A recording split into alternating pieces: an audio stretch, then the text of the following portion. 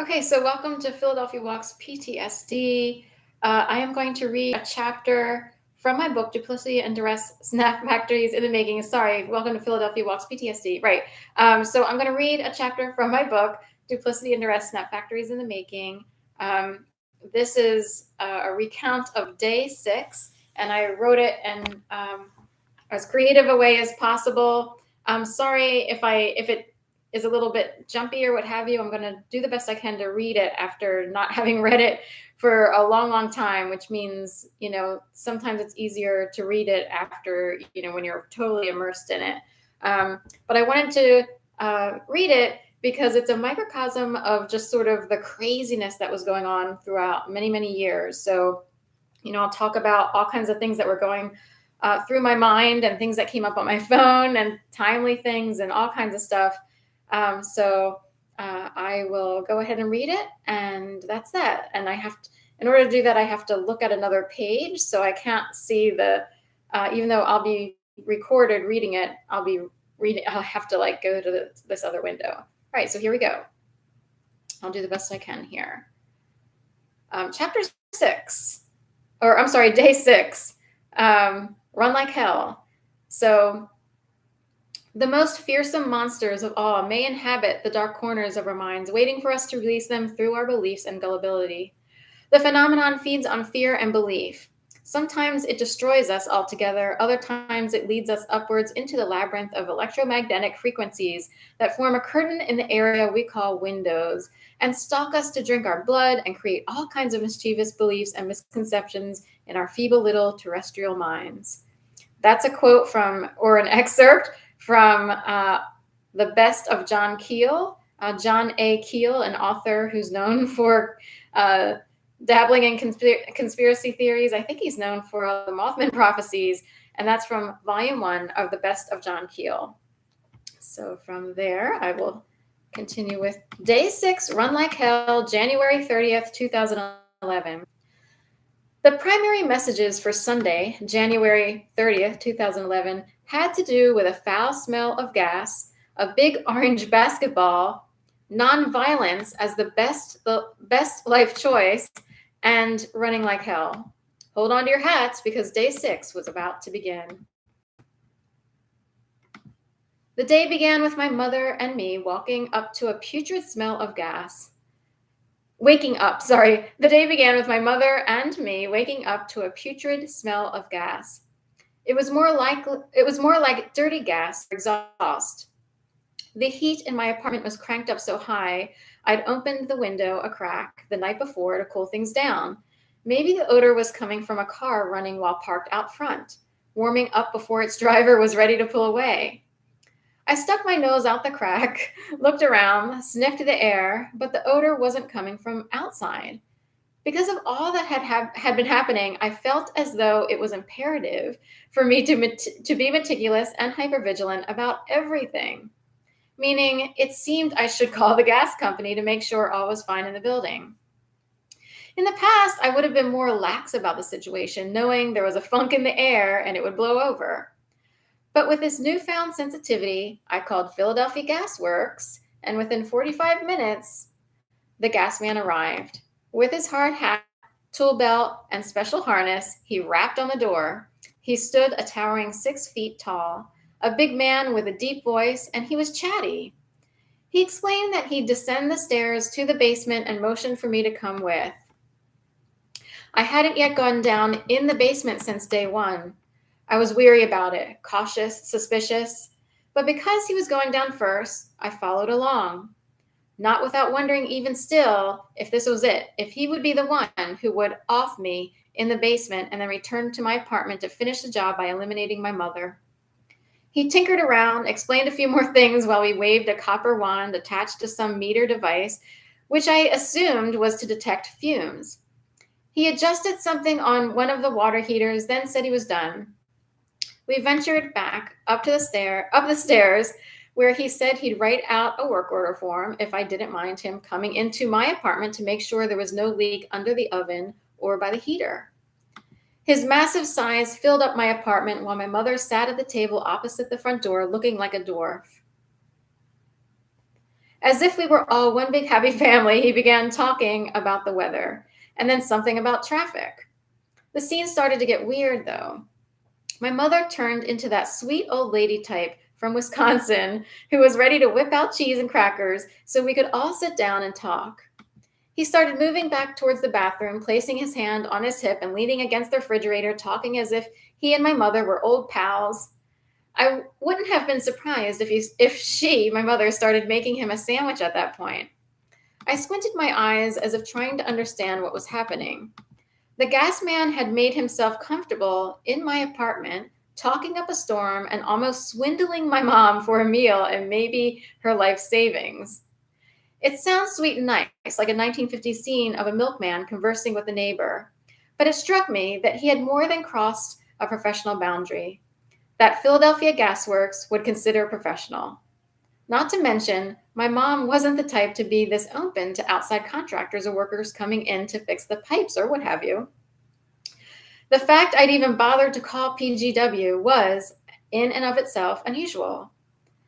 As if someone had created this artificial smell to send me into a panic about what might explode in my apartment building. The gas man finally left, after which time I made a comment to my mom about him prying a little too much into her personal business, to which she replied with a wave of the hand, "Oh, I thought he was so nice. Pass me the Wisconsin cheese, please." The gas man might as well have left with her social security number, opened up a new bank account, and fled the country with her identity. That's how comfy he'd gotten with my mother in just a few minutes. I must report that while I've written about this as happening the morning of day 6, I have a slight blip in my memory.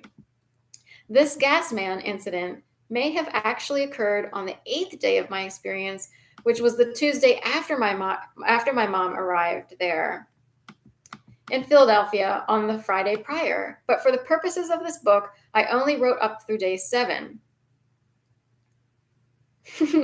After showering and double checking the odor in the basement and hallway, my mother and I walked a few blocks east to pick up a zip car, which we would drive down to Cadence's. This visit to Cadence's house was intended to be a respite, an escape from the topsy-turvy, upside-down world that parked itself in front of my Philadelphian life, which, before all of this, mostly considered of dog walking, running the art museum 8-mile loop, and writing. But there would be no reprieve or respite. The unintelligible mass of an altered reality followed us all the way from Philadelphia to the northern section of Route 13 or 31. I kind of changed things so that people couldn't be identified. But I said Route 31, it was Route 13. And into the front door of Cadence's house. This would be technically a relative of mine. For starters, the zip car reeked of spilled antifreeze fluid, another smell to contend with. Twice in one day, within just 2 hours, I feared our brains were being fogged. Both my mom and I wanted to gag, rolling down our windows despite the frigid air. We discussed changing cars, but the selection was limited for the time period we needed, and so we kept our noses close to our windows and made our way south. Dog reference. Technically, I'm going to interrupt really quick. Before my dad passed away, he had to sit in the car while his wife went into the supermarket, and he said we had to crack the windows, and I sat in the car, and I actually think that that people see us as dogs, whoever these disturbing, sadistic people are. Okay, little interjection there, because I just realized I wrote this a certain way, and it sounds like we were dogs. So we kept our noses close to our windows and made our way south. Technically, Cadence's house wasn't her house. It was a house she was staying in due to a government-sponsored program for people getting back on their feet. The program was initiated through the Rockford Center, a place in which she sought refuge after running away from 2 separate abusive situations and spending 2 nights walking the streets, stretching out on a bench and in a park at nightfall. And I'm kind of tired of people forcing us into corners. That's aside. It is a small brick box of a home on a street named Rooster. It's not really Rooster, but I did change things. If I didn't mention it before, Almost historic it is, and in a section of Newcastle County not necessarily known so much for its positivity and productivity as it is for its gangs and drug dealing scams. A Nerf basketball stand positioned to the left of the door is the first thing we saw when my mom and I walked into her home. It was leaning slightly off kilter, as if longing for attention, a chance to get some play in this game of life where plastic toys were bought, then used once or twice by kids who thought they wanted them, only to leave them sitting around lonely and unwanted, then left on the curb to be discarded. Maybe more disturbing was the sight of a regulation sized orange basketball my sister held under her arm. The scene came off as some sort of dream sequence. My brain went into a tailspin of conjecture. The ball was far too big, far too large to throw up against the Nerf set without the Nerf crashing down. Why would Cadence be holding a ball not designed to be slam dunked into a plastic net attached to a wobbly stand? In a way, it kind of felt like an Alice in Wonderland scene. What is going on around here? I screamed silently in my head. It drove me mad. This query about the ball not matching the net would, under normal circumstances, not be catastrophic. But today, under these circumstances, it held the weight and concern of a life and death situation, as silly as that sounds, but it alarmed me. A Nerf being played with a regulation-sized basketball? Oops, little Freudian slip there. I mean, sheesh. Why would someone do something like this? Or that? Alarm was the nature of response to almost everything going on at the time as a result of these first several days of terror. But because of the surge of energy from, I guess, the universe, I was provoked to do something I might not normally have done. Here comes the good part. I asked in quick reflex, as if my sister were crazy, "Why are you using this big basketball with a Nerf set?" I don't remember Cadence's response, only the fact that I actually asked. This brings back a deep-seated memory of a long-lost ability to react quickly when necessary. The last time I was able to do so harkens back to my early teen years. Let me better explain. When I was much younger, I remember a moment when I displayed keen quick-wittedness. It was when my father dropped me off at the house in which I grew up. It was on a Sunday night after my usual biweekly weekend visits with him, his wife, and her kids. My sister stood atop of the split-level stairs in our mother's house, our biological mother's house, along with my mom, who was awaiting our return, my dad and me. My sister had stopped going. My dad was going on and on about a wooden sailboat he was building in his backyard, where there was a low-lying creek with barely a trickle of water running through it. During his conversation, which seemed to be looping nonsensically and without a point, I, with attitude, blurted out something like, "So what are you going to do with a boat? Put it in that little tiny creek with no water? What are you really going to do with that boat?" Everyone laughed at my unintended sarcasm. But I had asked the question out of frustration, not to be cute and sassy. What I remember thinking, aside from believing I hurt my dad's feelings at the time, I would actually cry over that, was that apparently people like being treated as if they are stupid assholes. Because that's what I was basically implying based on the context of the conversation and my blurted out query. I didn't like the entire feeling surrounding all that transpired back then. I felt like a foreigner, someone who didn't know how to communicate like everyone else. I think this is how it came to be that I don't always blurt things out to let people know that what I think they are doing and saying is incredibly stupid or offensive. I want to be included and accepted by, among others. In fact, using the word stupid simply isn't my usual style. To me, everyone is highly intelligent as long as they are given the environment, guidance, and support to tap into their natural-born capabilities. But these days, because of this experience, I believe that, yes, there are a lot of stupid people running around, and in fact, they might just include people who have had all and more of the aforementioned advantages. Amazing, isn't it? Because I did ask about the basketball, my sister was given the opportunity to respond. This was another case of strange reality because my sister said something like, "See that? It's all about communication." As if I was in the mystery school of communication without consent after being terrorized and psychologically raped. She then dribbled the ball a few times, then held it up in the air as if she could spin it on her finger like Michael Jordan or Charles Barkley. She reminded me of the Cheshire Cat in Alice in Wonderland. Her statement was one she probably wouldn't normally iterate. Just like with my mom and dad saying things which didn't reflect their usual selves the day prior, my sister wasn't acting like herself. We all were saying things that we normally wouldn't say or do. Remember, she is the one who opened the door in a blood red robe on day one, barely able to make it out the door. Yet here she was, as zippy as can be, dribbling a regulation-sized basketball around an off-kilter Nerf set, getting excited about communication skills. The conversation and some kind of nuanced implication by the bizarre energy in the room then took a sudden shift, one involving me making a choice between violence and nonviolence. My sister had dropped the ball and suddenly began reading a horoscope out of a magazine or newspaper. But as she was reading the words for Sagittarius, I received what can only be described as an image or a cinematic scene running through my head. In this scene, I was being escorted down into her basement where her boyfriend of many years was waiting with a gun to be pointed directly at my temple. What I pictured was some kind of string and pulley contraption situated in the dark and dingy shadows of the damp underground terrain where her clothesline was.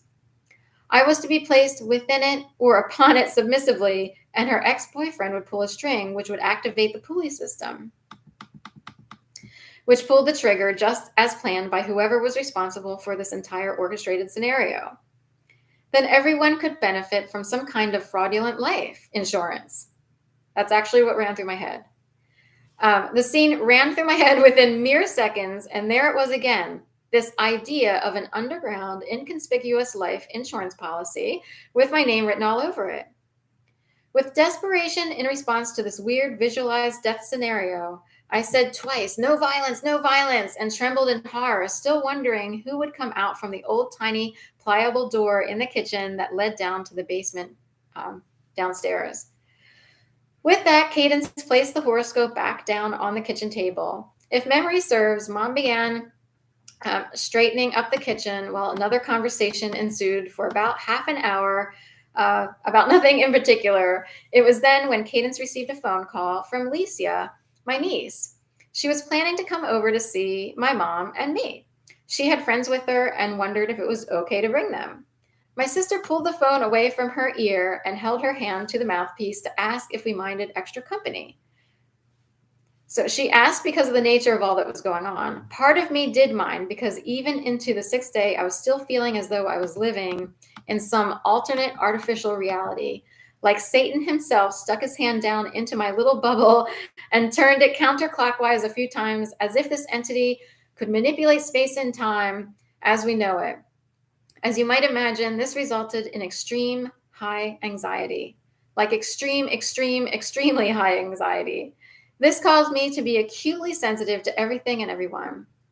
Seeing people I did not know while experiencing this was the last thing I really wanted. However, being a grumpy curmudgeon was also something I wanted to avoid.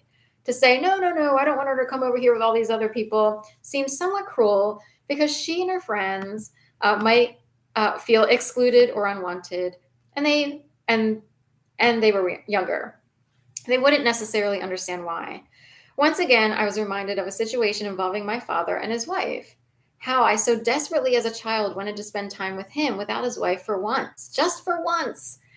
She was always attached to his hip, never letting him out of her sight, even to spend time with his own real daughters. The situation, seemingly orchestrated by the powers that be, was a way of forcing me to be the kind of person who wouldn't mind having extra people around all the time. It made me feel as though I was a sourpuss for wanting so desperately as a child to spend time alone with my dad without the woman who basically stole him from my family. It is no exaggeration to say she stole him. She was a bit of a seductress and a controlling one at that. She was very conscious of what she was doing, and after years of growing up in her presence, I saw that she was able to plot and plan many things in her life. But in regards to day 6, it seemed as though these powers that be, which were imposing their will upon me, was implying I was selfish, a Debbie Downer. They insinuated I turned away extra people all the time. But nothing could be farther from the truth. In fact, I was seeking relationships, participating in healthy pastimes with others just prior to this experience. And look what happened when I attempted enmeshing myself in a community of peers. I got the slap down. Interestingly, I was carrying my Palm smartphone in addition to the track phone to which I transferred a few numbers that day out of fear. Just after my sister asked whether or not Licia could come over with her friends, my Palm phone chimed in. An email came through, flashing up on the screen. In the subject field, it said, "Run like hell." The minute I read the subject line, it seemed the universe was sending a message in the only way it knew how, in real time. It was saying, "Run like hell," or "Get the hell out of there before they all show up." My eyes bulged, my heart pounded, and my mouth dropped. Should I stay or should I go? I wondered. Run Like Hell is the name of a 5K and marathon organized out of Portland, Oregon. I had signed up for emails and information regarding the run because I intended to participate in it that fall. That's how ambitious and excited I was prior to 2011 in regards to running and networking. I was already beginning to connect with people on the West Coast, other than Abigail, from another chapter, in hopes of transferring there. But the timing of this email was too uncanny. It was impeccable. This is why it felt like a message or a sign from above that I should be leaving my sister's house very soon, maybe before or quickly after my niece and her friends arrived. I checked with my mother to see if she'd be okay, leaving shortly after Licia and her friends arrived, to which she agreed. The zip card needed to be returned anyway, and my mom was on board with that. It turns out seeing Licia and her friends was a very positive experience. Her girlfriend talked about working in a fast food restaurant at a popular truck stop off of exit I-95, off of an exit on 95. She was on the verge of leaving that place of employment because she said the bullying and tricks people played on her was reaching a level she couldn't stand any longer. I identified with her. She said she sometimes wanted to fight back, to do to them what they were doing to her, but that she didn't want to become like them, and she feared losing her job. She was outnumbered, she went on to say, and felt completely helpless in the situation. Making the decision to stay at my sister's was a good one. After all, because of this interaction, I noticed something else too, that Licia's friends were not stealing Licia's attention. Like my dad's wife did most of the time that I was growing up. I was happy I didn't rush to leave. And yes, it is true that I felt more at ease knowing that mobbing type activities were happening in other people's environments. What Licia's friend described was much like many experiences I'd been through both in the past and especially in the here and now in this duplicity and duress situation. Licia and her friends proved to be yet another form of support without them even realizing it. Had I not met them, I would have had less information to keep moving forward, holding on to any bits of faith I could. Faith proving to be a major player in getting me through this predicament. That somewhere out there, someone was paying attention to who the very uncool people were and who the kind ones were. And that eventually the long arm of justice would work its magic to ensure the super uncool ones would pay a price. Recently, a clip about satanic cults, which I found on YouTube.com, covered the making of The Exorcist. In the clip, an actor from the film was interviewed. He revealed that while on break from the set, he went into the town to grab lunch. While he sat at the table and began to eat, a priest from a nearby church approached him and asked him to hold out his hand. In his hand, the priest placed an angelic charm and closed the man's fingers around it. The priest told him, "This is your intervention. Hold on to this. It is your protection." "Protection from what?" the man asked. "Anyone who attempts to expose them, the tricksters, and the devil. They, and he, the devil, will do anything to seek retribution for it." The priest walked away, praying to the Father, the Son, and the Holy Ghost multiple times. The actor, so affected by the priest, never rid himself of the angelic charm. He keeps it in a safe space in his bedroom, just in case. My mother and I finally returned home. I don't remember much else about day 6. The idea of being shot in the basement probably did me in as far as memories in one day go. I guess there was just one more memory about that day, that damn train. It pummeled up or down the Schuylkill River. This is a reference to earlier in the book. Honking and screeching all the way down the line. It was so loud, I began to wonder if the trauma incurred by these events opened up my eardrums so wide it heard sounds at a decibel much, much higher than before. I couldn't understand it, but was too exhausted to focus on it at the time. In a way, day 6 had been better than the previous 5, which turned out to be a reprieve because day 7 would prove to be just as momentous, bizarre, and disturbingly manipulative as day 1. Okay, so that's it. That wraps up my reading of day 6, Run Like Hell. So thank you so much, and have a beautiful evening, and I'll see you on the flip side. Thanks.